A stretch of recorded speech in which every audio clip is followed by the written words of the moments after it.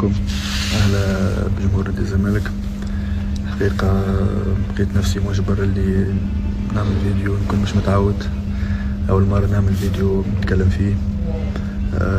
حبيت نشكركم واحد واحد، تفاعلات كبيرة ومسجات عظيمة. الحقيقة كلام يمس في القلب. يمكن نشارككم اليوم موقف صار لي الصبح. أنا متواجد في دبي في مركز تأهيل طبي.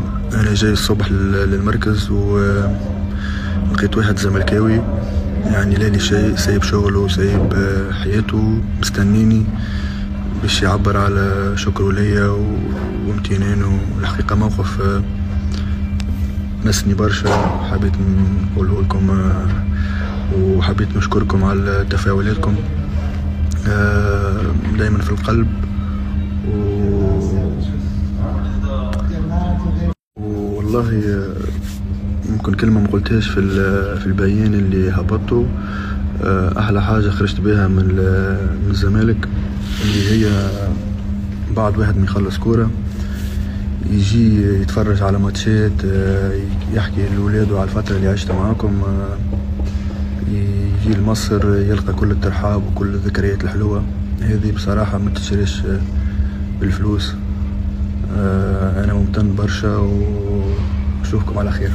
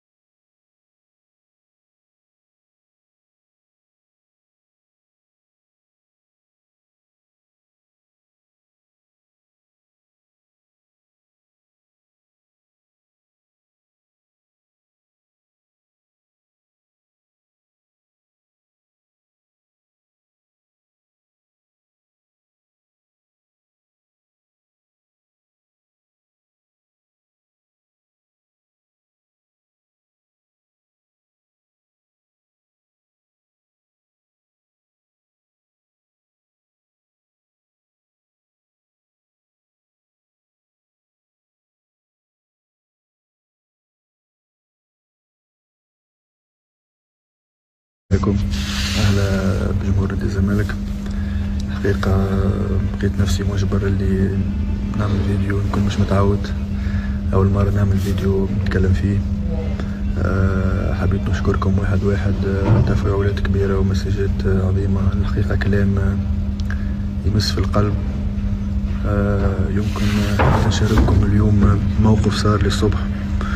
أنا متواجد في دبي في مركز تأهيل طبي.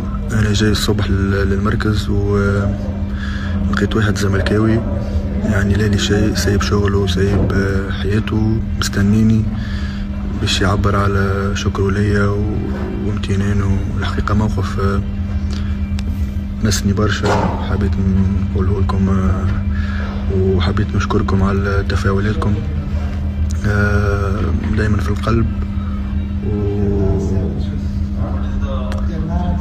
والله ممكن كلمة ما قلتهاش في البيان اللي هبطته. احلى حاجة خرجت بها من الزمالك اللي هي بعد واحد ما يخلص كورة يجي يتفرج على ماتشات، يحكي لولاده على الفترة اللي عشت معاكم، يجي لمصر يلقى كل الترحاب وكل الذكريات الحلوة. هذه بصراحة ما تشريش بالفلوس. انا ممتن برشا واشوفكم على خير.